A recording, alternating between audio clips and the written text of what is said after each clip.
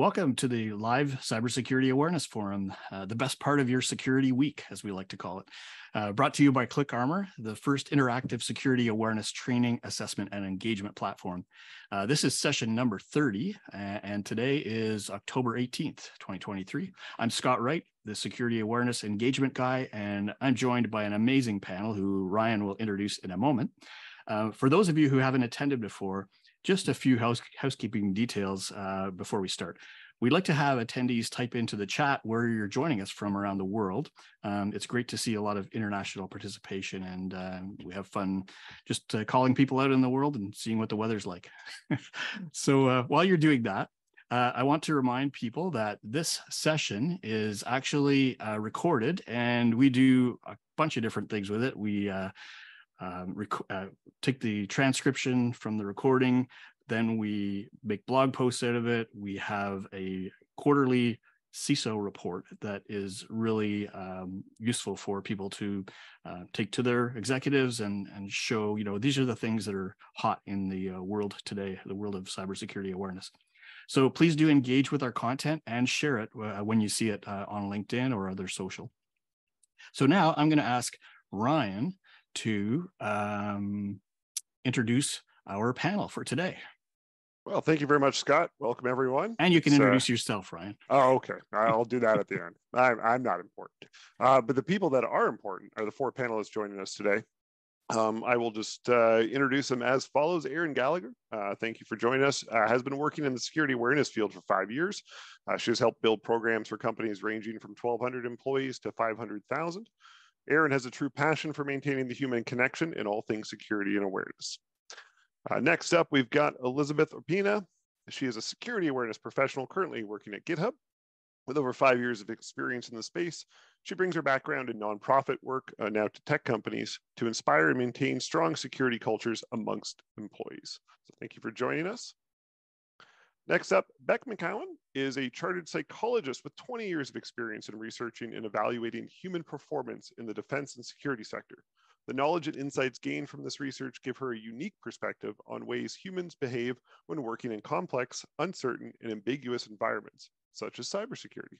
Thank you, Beck. And finally, Thea. Thea Mannix is a behavioral neuroscientist with over 10 years of experience in studying how the biology of our brains can influence our behavior. In her current role as Director of Research for Praxis Security Labs, Thea now works on applying her experience to cybersecurity scenarios surrounding the human element. Thank you, Thea, and all of you for joining us today. And I'm Ryan Healey-Ogden. I'm the Director of Cybersecurity Solutions here at ClickArmor. And just as a reminder, anything you want to talk to the panelists about, questions or comments, please drop that in the chat. I'll do my best to work it in. Same with everyone on LinkedIn. And if you are here and you would like some CPE credits for your time here, please send me a note on LinkedIn after the fact, and I'll make sure I get you a note for that. Any other questions? I'm always available as well. So I'll hand it back over to Scott. Thank you very much. Thanks a lot, Ryan. Yeah, and just wanted to mention, you might have seen briefly that this series of awareness sessions is sponsored by ClickArmor. I'm the CEO of ClickArmor, and we're creating an awareness training environment that is unlike anything you've seen before. So I'm going to tell you a little bit about it later, but for now, we're going to start things off with a bit of context. As usual with these sessions, I usually present a little bit about the topic and what I've seen in the industry, and then we let the panel sort of go nuts. But in this case, we're very privileged to have Thea Mannix, who has, as Ryan introduced her, agreed to join us, and she's going to give us a little bit of context from her point of view around the security culture and aspects of phishing simulations. So I'm going to share my screen and get things started, and I'll turn it over to you, Thea. Okay, thank you very much. Hello, everybody. Wonderful to be here today. I'm here to introduce phishing simulations. So in my introduction, I am doing my absolute best to be as unbiased as possible, and I'll come and hit you all with my opinions afterwards. So phishing simulations, just so we're on the same page, it's basically like sending you a phishing email, but it's not a legit phishing email, right? It's from your organization, or it's from some of your IT team or someone internally. They are extremely popular, both from a research perspective, naturally, as you might imagine, but also as a measurement tool and training tool within different organizations. So they are widely in use. So if we go to the next slide. Okay, will do. There we go. Yeah, so they're extremely popular for both training and assessment. And this is certainly one of the controversies because a lot of people don't know whether or not they're using them for training or assessment or assessment. And they're often relied on, certainly in my experience working with organizations, for different people's KPIs, so their goals that they need to reach within their organization. And they also, people use them to inform them about whether their interventions have been successful or not, or whether their trainings have been successful or not. Yeah, so we'll head to the next slide. Okay. I did need 2 slides for this. They are quite controversial. And certainly that has been recently, that's been quite an extreme response from a lot of people, because industry professionals have been actually implementing them, and so the problems now become apparent. So first of all, the first thing that I want to say is that in laboratory environments and other kind of research contexts, they have often been found to actually improve negative phishing behaviors. So they have been found to reduce negative phishing behaviors in what we would call like a scientific experiment, various scientific experiments. However, and what we're certainly hearing from industry professionals or people like for example, who straddle those two forums, is that they negatively impact the security culture. So they negatively impact security overall because they cause negative sentiments towards security, because people feel like you've tricked them, or they start being afraid of engaging with security topics. They promote distrust between the employee and the organization, and create kind of a chasm between us and them environment within the organization. And this obviously is not great for developing a positive security culture.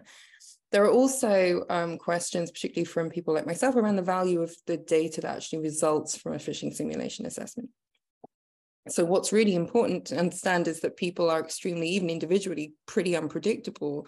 And so if you're rolling out one phishing simulation every quarter, what that's actually telling you about how that person's going to behave tomorrow in terms of a actual tool for prediction is kind of questionable. So we are experiencing, I think, definitely an over-reliance on the data that's resulting from phishing simulations, and sort of thinking that it can tell us things that it probably can't.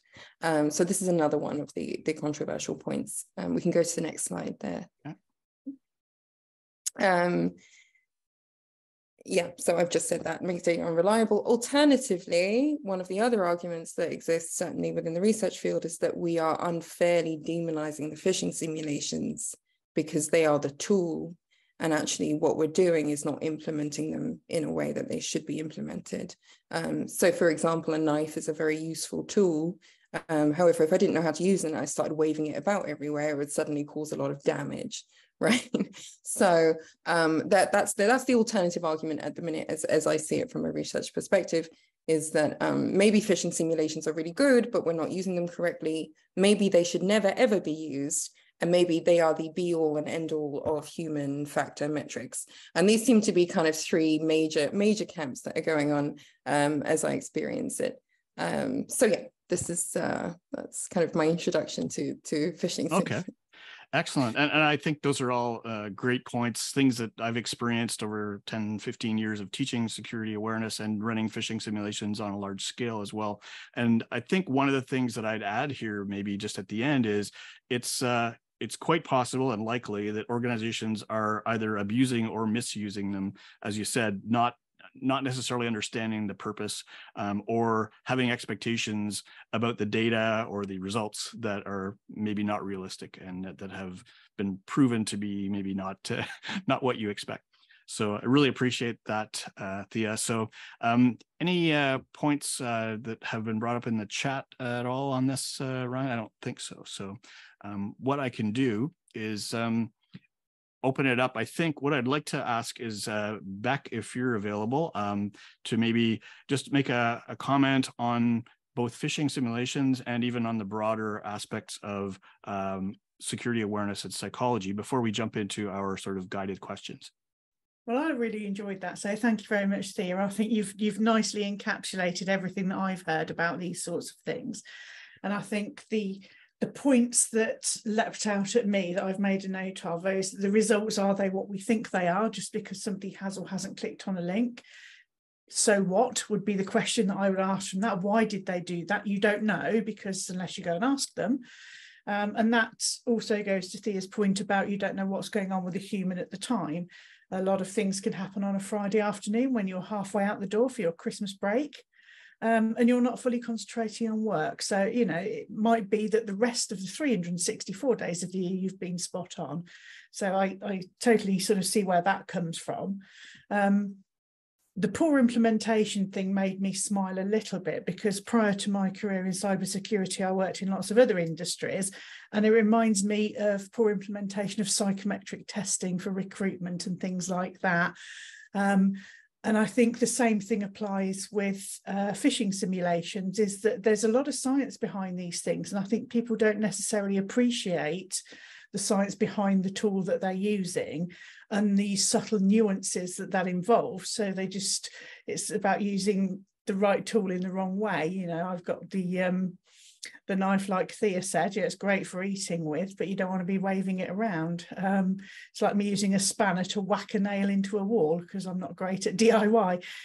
So I think that's a very valid point. I'm not even going to address the bit about the be all and end all of human metrics, because I will just take over the conversation for the next hour. But I think really it's always a mixture of lots of different things, but I would bet my bottom dollar that the vast majority of problems are poor implementation and not understanding the results out of it.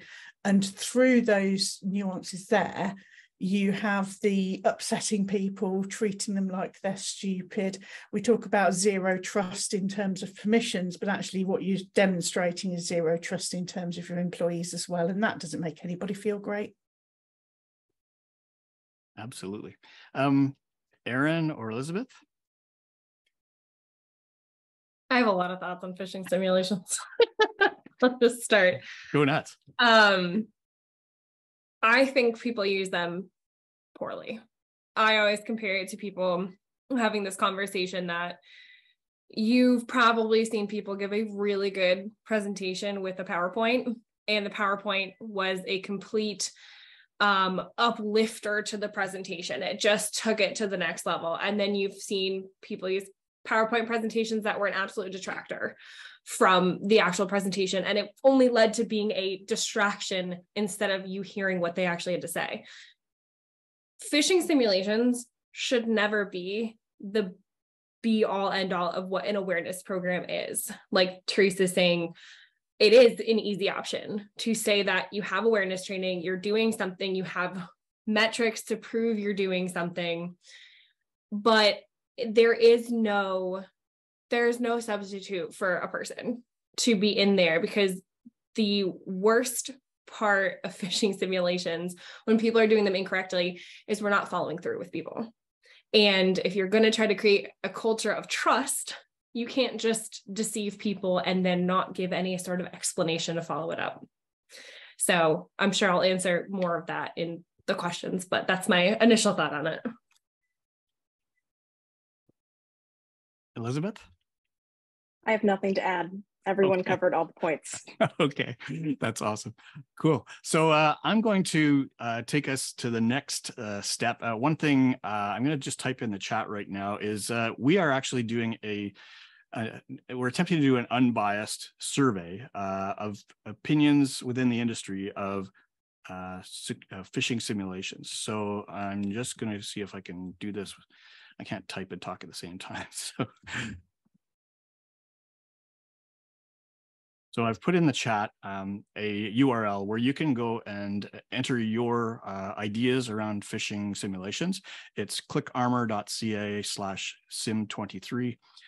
And that would hopefully allow us to gather a body of information from different stakeholders, so we can see what the different perceptions are from people like CISOs or security awareness managers or general staff.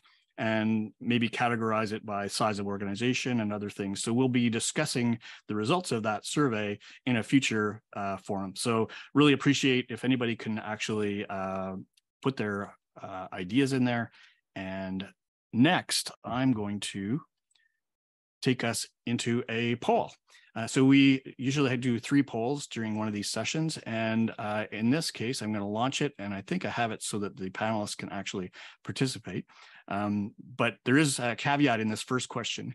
How do you feel about participating in phishing simulations as part of your security awareness training? Now, if you're involved in the program, and if you are aware of, the fact that these campaigns are happening, please don't vote. But if you are somebody who is basically a subject of them or part of you're part of the staff, please enter your thoughts here about your opinion on these awareness tests or the phishing simulations. So how do you feel? Very positively, somewhat positively, neutral, somewhat negatively, or very negatively? So that's our first poll. I'm going to let that go for now. And what I'll ask the panel is, if you want to raise your hand on starting the discussion on this question, what psychological considerations need to be addressed to create engaging security awareness training content or activities? So just stepping back a bit and thinking, for your program, you're trying to get everybody to engage. It's obviously a program that you want everybody to participate in. So what do you need to do from a psychological perspective? What do you need to think about in order to make sure that the program is successful? So anybody on the panel like to start the discussion on this? I can. Okay, go ahead, Thea. I was quite excited. I saw this question, and then I'm sure, like everyone else, I made a list of sort of 20, 25 different considerations we might want to think about. And then I've sort of selected from a neuroscientific, I suppose, from a neurological perspective, what I think would be most important. So, and the reason why I think it's most important is that people need to understand that we have a limited attention span. I think people know that. But we have a limited attention span for a reason, because if we were paying attention to everything all the time, we'd be extremely inefficient, right? So we're multitasking. We're built. It's biology. Don't try and fight biology. You need to work with biology. No, we shouldn't be trying to get people to sit there for an hour or whatever. But the first thing that I would say is that it needs to be relevant at a bare minimum for the individual. Now, ideally, it should involve something to do with the individual themselves. No one, to my brain, is more important than me. I am the biggest attention grabber that you could possibly get. If I'm involved, we're paying attention. But something to do with at least be relevant for the individual, because if it's not, that is immediate disengagement. So, and it's not necessarily that you need them to understand that this content is relevant for them on a natural scale. You need to develop that specifically for that individual to make sure that they understand their role and that the content that you're delivering to them is something they need to use later on. This is a defensive tool we're trying to hand you. This is for you, right? This is for your purpose. The other thing that I think is really important is immediate feedback, because I think people do not realize the amount of energy it's going to take if you have somebody with an incorrect understanding or perception or knowledge item, to revisit that at a later date and then go back in and try to change their perception is really energy inefficient. You're causing people a lot of exhaustion, having to go back and try and get them to change decisions later on. Much easier to do it in real time. You need immediate feedback to them on what's going wrong. And the other thing that I would say, although not necessarily phishing, is simulations are good. So not necessarily talking about phishing simulations as we're discussing today, but trying to give them real world scenarios and show them actually what is going to happen if X, Y, and Z happens without consequences in a safe, positive environment, I think is actually very beneficial. So awesome. Erin has her hand up. Just bouncing off of what Thea was saying at the very end there too, about making sure that you're creating a culture and an environment where people do feel safe and they do feel, most importantly, like they're not in trouble. because I think that can be the hardest thing for people to move on. And that's where that deceptive feeling comes from a lot of times, is people don't want to get in trouble. People inherently want to do the right thing, right? People don't want to do things that are bad. Now, we do like to take the path of least resistance too, so we're always balancing that. But people inherently want to do the right thing. So we don't want to make people feel bad if they, quote, do something wrong. So we wouldn't use language like that in these phishing simulations. You didn't do anything wrong. We more so want to understand, were you having a bad day? Did something happen? Did you just come back from vacation? Are you like 1 foot out the door for Christmas? What, you know, is something going on that day? So simulations, I feel like, open doors to conversations and never are used, or never should be used, as some sort of punitive, you know, punishment, consequences, anything like that. And addressing that to the organization up front, I think, is super important, is saying, you're not in trouble for this. We're doing this for beneficial reasons and educational reasons. You're never in trouble if you click on something. We might reach out and just ask what was going on that day. But I think creating that safe environment where people feel comfortable to reach out is one of the most important factors in simulations. Excellent. We have an interesting question from George, just saying he does a lot of auditing on and assessing of maturity. And he's saying, could the panel address what are the best practices in more mature organizations from a program governance perspective, where you see maturity rated from 0 to 5, you know, 0 being no structure whatsoever, 5 is totally, you know, proactive and always improving.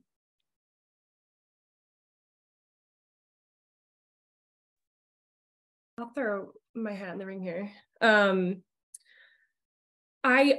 Now, this might be very different than how other people think of it, but phishing simulations and their metrics are just so subjective.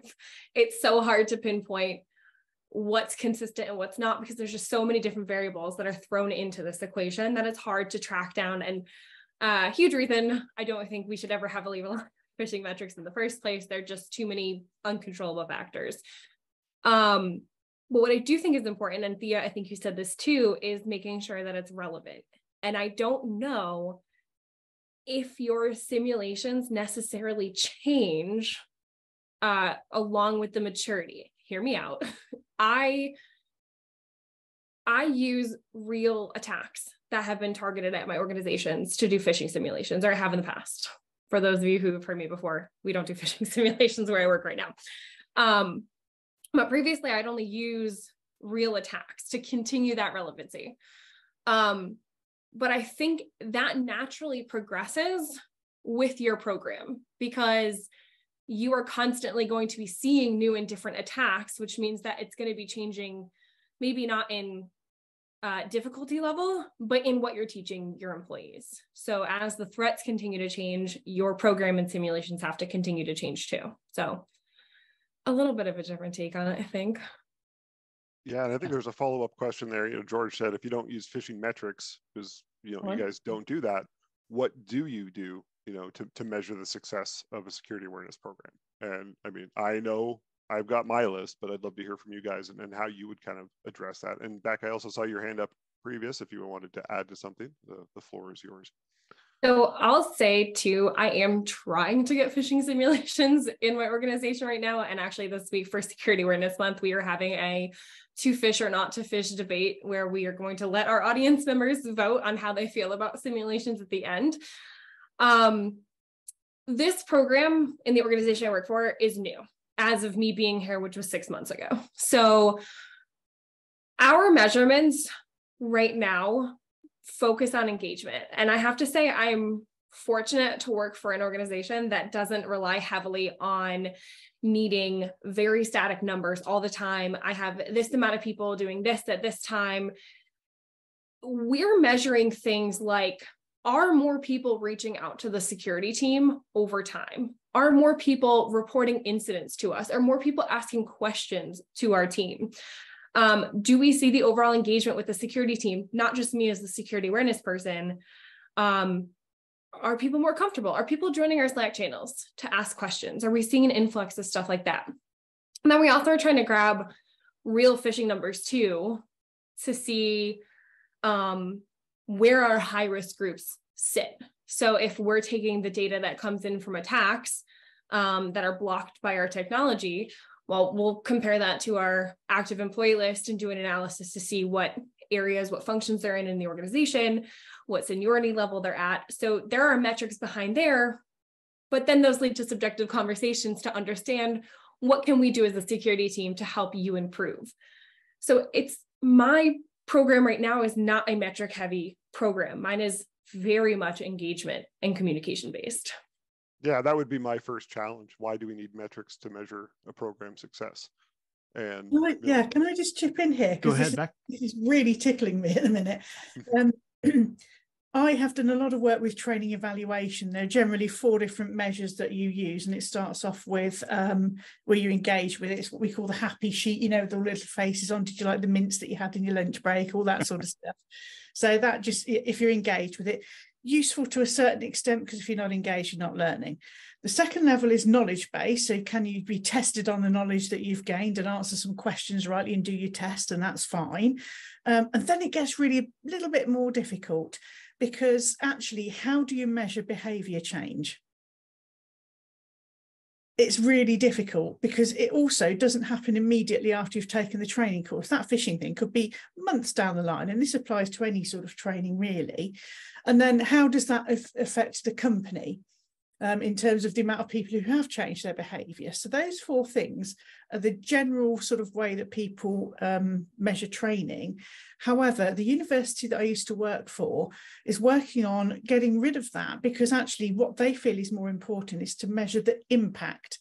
And that kind of chimes with what Erin was just saying there, is click rates or that sort of thing, easily to measure, but what do they mean? What do they tell you? And as we've already discussed, kind of difficult to pin down. But if you're measuring an increased engagement, or you're seeing an increased engagement with the security teams, you're seeing probably a fall in phishing links, you're seeing the impact that you want on the organisation, surely it's more important to see that than counting the number of clicks and thinking that if I've got a lot of clicks, that means I'm safe, because actually it kind of doesn't. So I think that again, this is me going off my metrics, when just because you can measure it doesn't mean you should. Yeah. And just because it's easy to measure doesn't mean it's telling you anything. It's an excellent point. Yeah, I just like to chime in on that one just very, very quickly, because I think that is one of the biggest problems. And it came up early in the chat about, do you think that phishing simulations are used as a metrics because it's easy? Absolutely. Because if we didn't have a way of sending emails cheaply to people, it wouldn't be done that way. Yeah, and you know, mine when it comes to metrics, you know, you can send out 1,000 phishing simulated emails. I'm not too concerned after the first click, because after the first click, you've just shown that the organization is vulnerable to attack, and you know, security should be then brought to the organization as a whole, not just to, you know, one user and you know, defined that way. And so that, you know, that leads into the metrics. How much should we rely on these metrics versus, you know, how much should we actually invest into the people and the process and the overall culture? Elizabeth.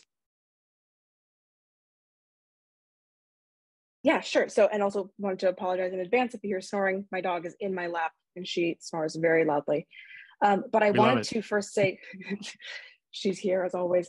To address one of George's questions, first off, like, how do you measure the effectiveness of your program? To kind of go back to that, that is one of the harder questions when building out this program. You get asked in every job interview.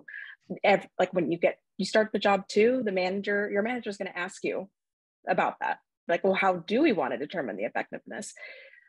At the same time, my favorite answer is, oh, it depends. It depends on what your leadership is looking for. They may think maybe their one concern is just the culture, the branding, the perception of the team. So you can run culture surveys, perception surveys about what people think of the security team. Are they going to engage more? Do they trust the security team? Do they respect it? And then you can kind of figure out if people are asking good questions. Another way to measure the effectiveness in more mature programs is seeing if you have a champions program, are they adopting the new security tooling effectively? Are they helping deploy certain changes, fundamentals, and policies? And then Additionally, you have to determine like the good behaviors at your company. And there's like a very long list of like good security behaviors. And then you can work to determine the metrics of all of those. So like one of the good behaviors is use a password manager, then you can monitor the actual installation or the setup of the accounts of people, if they're active within their accounts. You can't see all the data within that, but you can see if people are actively using those. So those are some metrics that you can incorporate. And then some less mature programs are more like interested in, hey, how many people interacted with your Slack post? How many people attended this event? And then also seeing if people are like, kind of also what George was saying about like KPIs, all that kind of fun stuff.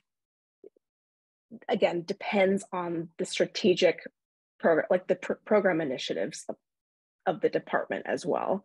Because we can weigh in as much as we want about what we think are the success metrics, but at the end of the day, leadership really will step in and be like, well, that's great. But the thing is, like, this is what we're looking for, and that will kind of take over from there. Yeah, for sure. And if those metrics that the executives are being given are messy, they're not going to stick. They're not going to really like them. So that's why they like a click rate or they like a report rate. But as Beck said, there's so many things that go in behind that, and Thea said it as well. You know, there's so many variables. So that's the challenge. And it brings it back to our topic. Once you strip away all those metrics, you're down left to the people and how they are responding to your training, into your tests, into everything else. And if you're not taking the temperature of that, then you know, how are you effectively changing your culture and how are you moving forward versus simply paying for metrics? Absolutely. So we're going to go to our next poll question. We'll review the poll results at the end. And right now, the poll is, how do you think live phishing simulations affect the trust and working relationship between employees and your IT organization or security team?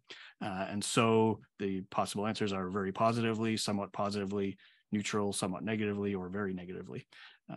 So you can see a variety of responses on social media from people, you know, calling out their organization or saying how much fun it was. So it's going to be interesting to see the actual results that we obtain from this part of the poll.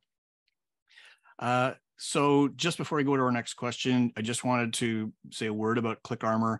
As I may have mentioned before, I've done security awareness training for 10 to 15 years now, and really found a problem with engagement. You know, it comes down to, as Beck said, and Thea said also, you know, people are looking for any excuse to disengage. And if you give them a reason to, they will.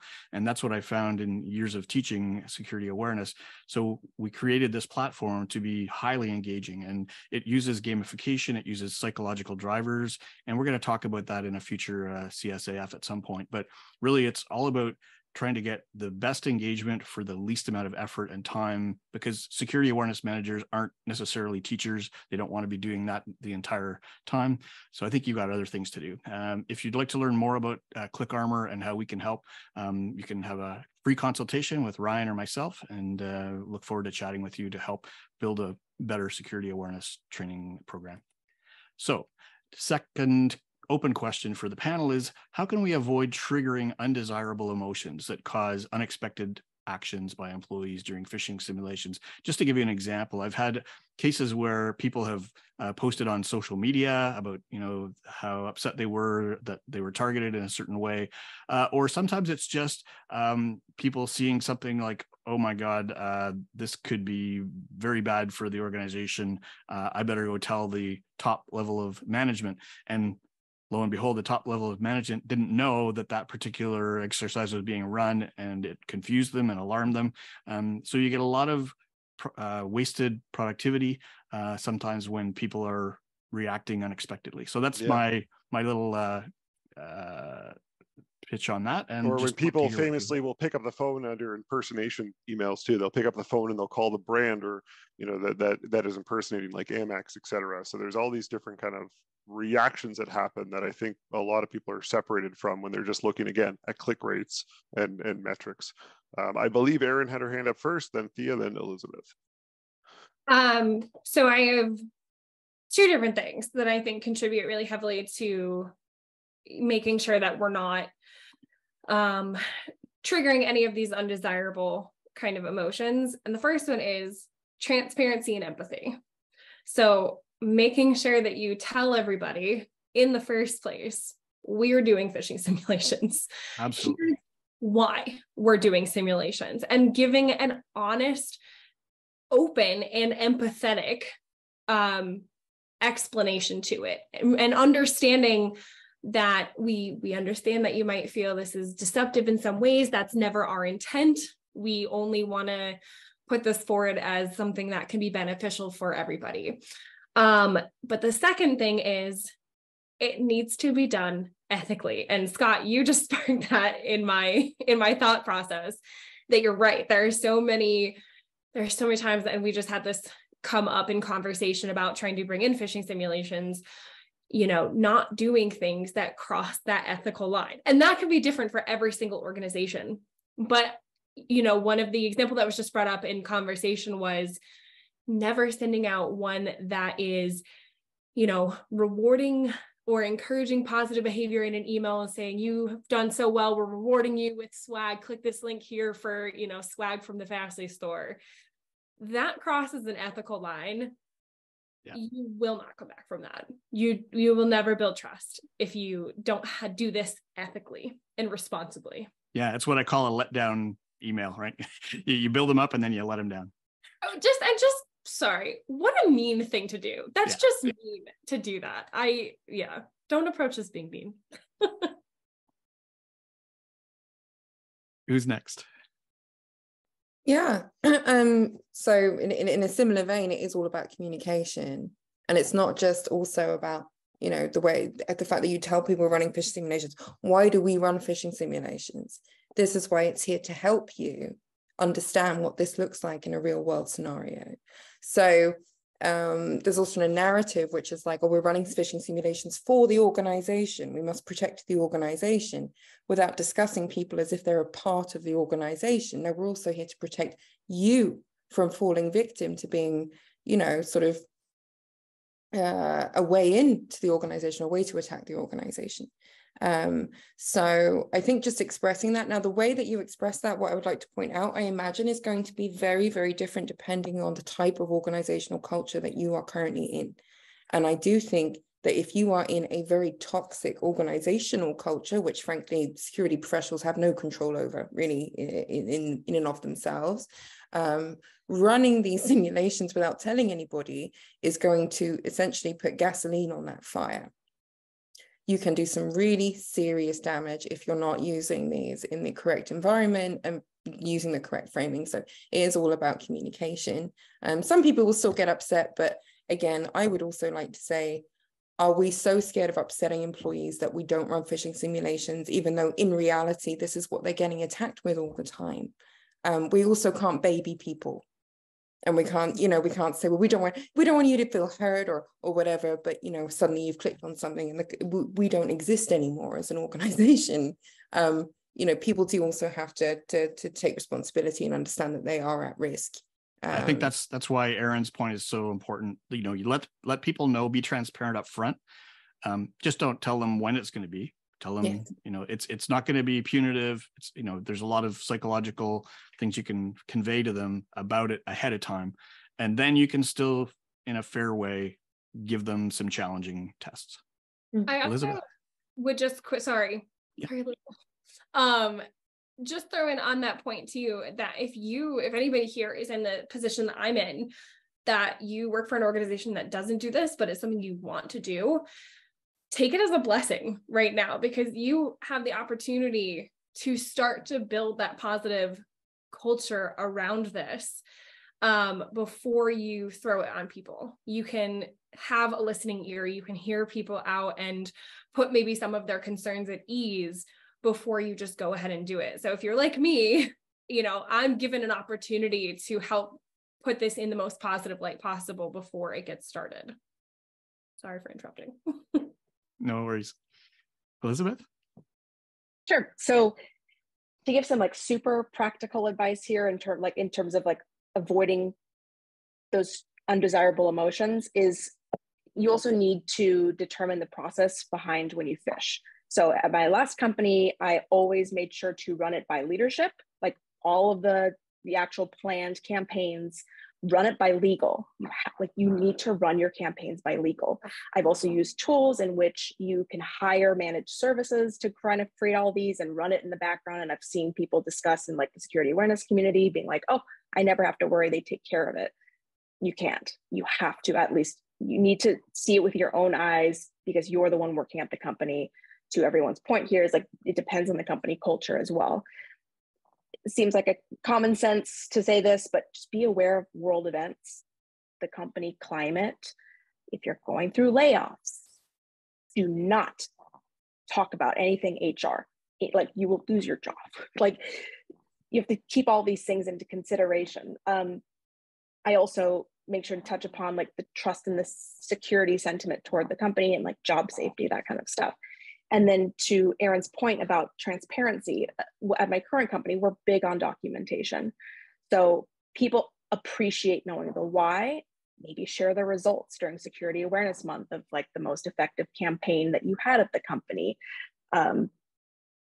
Some people may not like being phished, but if you explained exactly like when they report, you can say like, yes, this was a campaign, read here for more information about why we did it, what we wanted to point out in that phishing simulation. I've also heard about people having opt-in and opt-out programs for phishing.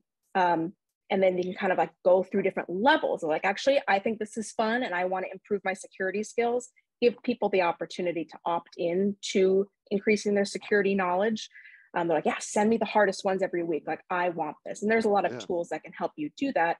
And then I guess my last piece of advice there is engage with the different employee resource groups in your company. If you have neurodivergent groups, understand what may be triggering or inappropriate to send, or other minority groups in the company. If those are set up, you don't need to run things by them constantly, but maybe check in with them once a year, every 6 months, to understand things to consider.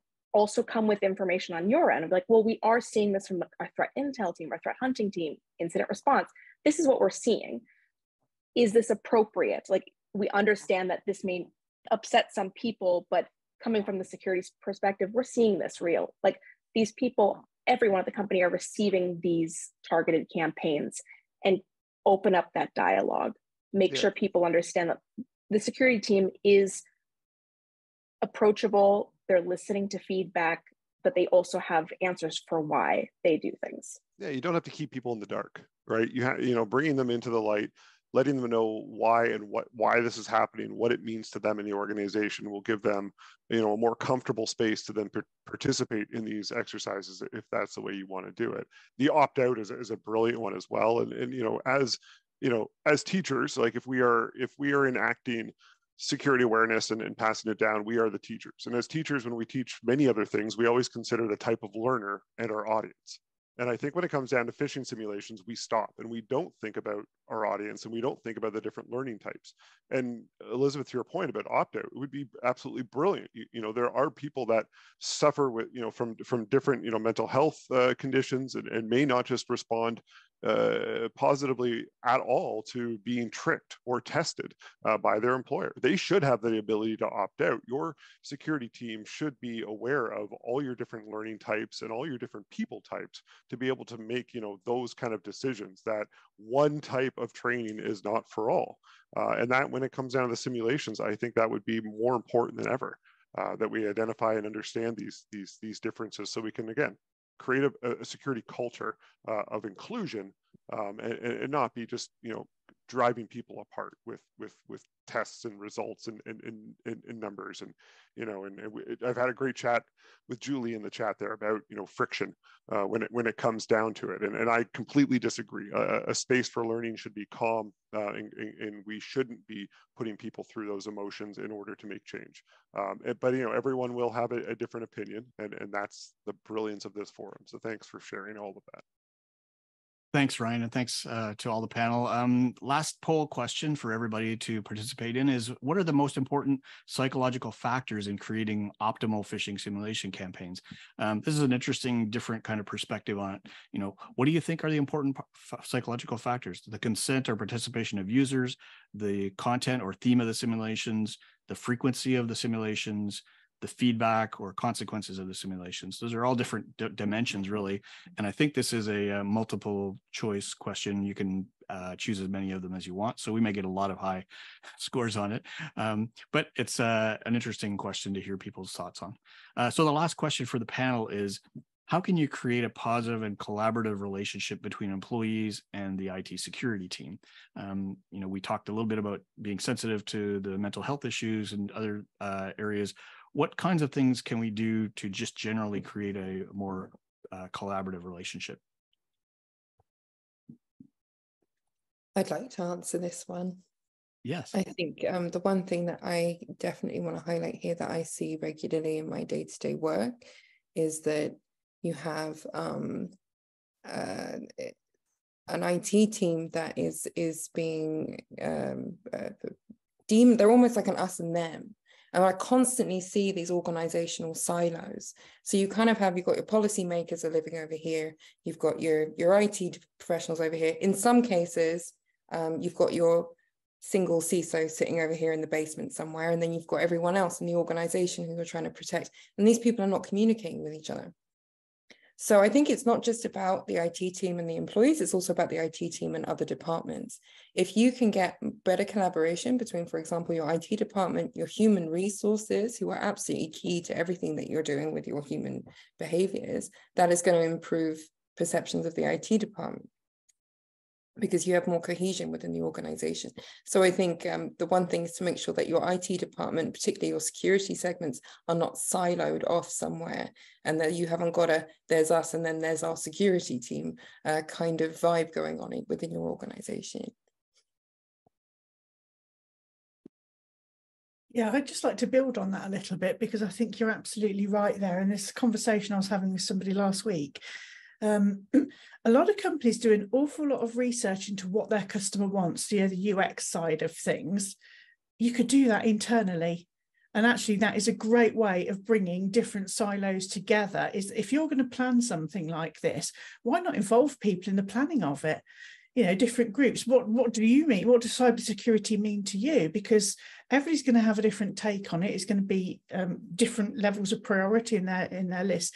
If you at least start to understand what people's levels of priority are, how they see cybersecurity, what they think it means to them, how do they perceive that they play a role in this, because they might actually not do that. So it all goes back to that user-centered design in my head, is that if you have a group with representatives from all of the different business areas on, you're starting to hear what cybersecurity means across the whole business. And I guarantee you'll hear a lot of different narratives from different groups. And once you start to understand that, it's definitely a way of reducing friction, because if you understand why somebody thinks something and why they behave the way they do, you might not agree with it, but at least you get where it came from. And the vast majority of the time, people do want to do the right thing. There will always be a small subset of people who want to do the wrong thing. There'll be a subset of people who just do not give a toss, and it doesn't matter what you say to them. But on the whole, most people are generally okay. There's a psychological thing that's been around for ages called Theory X and Theory Y. So Theory X is, do you believe that your employees can't be trusted, must be told how to do everything, and that will purposefully do things wrong or stop working at any given opportunity? Or are you Theory Y, which means that actually we believe that people have, if they have agency and they have choice over their responses, and you trust them and treat them like adults, then they'll do the right thing. So I think that it very much depends on how you're viewing people. And I also think that you catch more flies with honey than vinegar is one particular saying. So if you're nice to people, they'll respond better to you. You go around beating them with a big stick, they'll just head off in the opposite direction.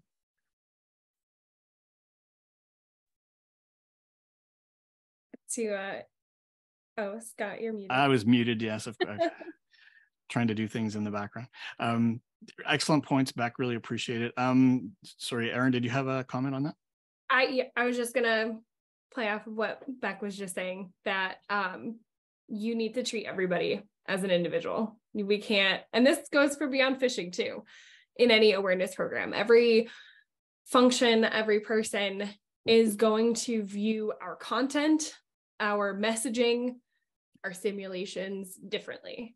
And we need to take that approach in security awareness. And I think we said this in another panel, that we know so much about the psychology of people, and we just don't apply it to security awareness for some reason. Like, we know what to do, we just don't do it. And I think that is starting to change. You know, we're trying, my focus in my program right now is to make specific training for the different threats for engineers versus, you know, customer service versus HR, and make sure that each individual team has a 3 to 5 minute training video that applies to the risks that they're going to face. Somebody said too, like at a bank, you're going to be phishing on money scams and trying to get financial data. I work for a tech company. We have very different threats that are going to be coming to us. So we want to make sure that we are understanding our employees and what their day-to-day looks like. Awesome. Yeah, and actually someone brought it up in the chat earlier about working from home and how, you know, should employees' kind of cyber hygiene be extended into their personal lives? And like, I mean, I say absolutely yes. I mean, we need to be making sure that they're aware of all the different attack vectors and you know, in phishing simulations. I don't believe phishing simulations should only target, you know, what exact sector you're in either. I mean, because as you see, like if I'm going to go after someone who works at a bank, for example, as an attacker, I may not try a financial scam against them. I might go after their personal Gmail and work my way backwards that way. So, you know, keeping people in these lanes and these silos, I don't think is healthy either. I think general awareness and general knowledge, you know, for all humans should be brought to the forefront in hopes that they take it back home, they pass it along, they talk to their neighbor about it on the weekend. That's creating security culture and change with positive, you know, environments. Not simply saying like, okay, you're a banker, so here's your banking example, right? You know, and you're an IT worker, so here's your help desk example, and just leaving them, you know, kind of hanging to dry when it comes to the rest of the world. Because again, when we look at all different types of training, we don't tell people how to you know, how to escape a burning building just, you know, in their one environment. We tell them how to do it in general. So, you know, if they're trapped in a fire anywhere, they can hopefully get out and have the knowledge to do that. So I think more generality, you know, and awareness should be key. And I'm going to say too, on top of that, there are things that are super important for everybody to know. And I think that, especially the way that me personally messaging it to my organization, and especially in like onboarding training when people are coming to the company, we're trying to give advice that applies to them personally, even more so than to Fastly itself. Because if you are secure outside of work, which is the majority of your life, if you're making those good habits outside of the company, you're going to bring them inside the company too, hopefully. So absolutely, Ryan, starting with you know, what helps you personally is going to help us in turn. Excellent. I think we're getting close to the end. So one of the things that I like to do now is share the poll results. So I'm going to do this a little bit differently. I had shared it through Zoom, but I'm going to just share my screen. I can actually start a browser window that has it. And let's see, you guys should be able to see this now. So question number 1, interesting results. How do you feel about participating in phishing simulations as part of your awareness training? This is generally for people not involved in them. Generally positive results, which actually to me is a little bit surprising, but I guess it could also be biased a little bit. I don't want to discount the poll results, but the people who are on this call are genuinely interested in security, and I think they might actually be more tolerant of some of these things compared to people who may not be interested in the security realm. What do you folks think?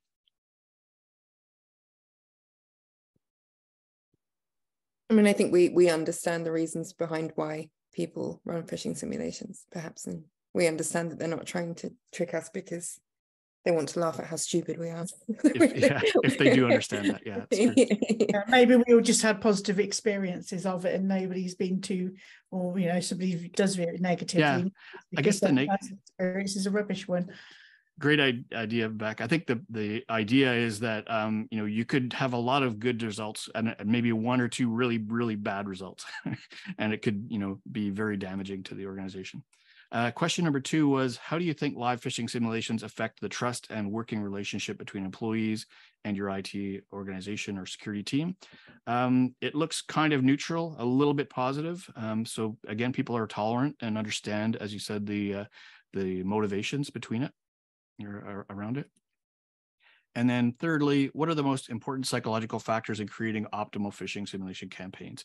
The winner was feedback and consequences of the simulation as the most impact, followed by consent and the types of themes and simulations. Frequency is less important.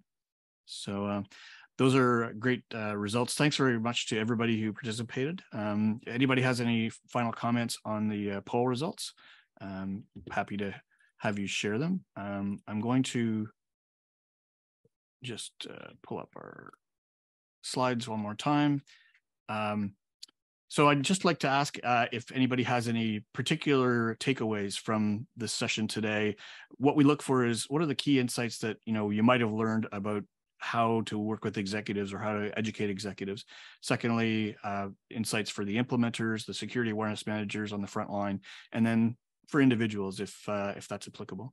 So if anybody has any thoughts on those, please put them in the chat, share them with people, and let us know what you actually came away with today. Our survey is, our psychological tactics for awareness programs is a download that we created. It really has just some of the psychological factors, many of which we've touched on today. There are some positive factors and there are some negative factors. You might find this useful as a download to help you as you put your awareness training program together. Then coming up on our next session in 2 weeks, November 1st at 1 p.m. Eastern time, the pros and cons of gamification in security awareness. So as you know, we based ClickArmor on a gamification model. There are good reasons and bad reasons to do gamification, or right ways and wrong ways in some cases. So I'll be sharing a bit of our insights into why we built ClickArmor the way we did, but also getting the panelists' views on these things, because it'll guide us in our future development of the product, but also in helping people to create their own programs. So you can use this QR code. Pretty sure it's not malicious. So feel free, if you want to just join directly into that session, sign up right now for next session. That would be great. We look forward to seeing you. I just want to close it off with mention of the survey I mentioned a little bit earlier. I posted it in the chat. It's clickarmor.ca/sim23. We're gathering industry opinions from people on what you think about phishing simulations. A lot of the topics we covered today are in that survey, just to get your thoughts on the value, the usefulness, the best practices. So that's it for today. I want to thank the panelists, Thea, Beck, Elizabeth, and Erin, and Ryan, and look forward to having you all back again in 2 weeks on November 1st. Thanks, everybody. We'll talk to you soon.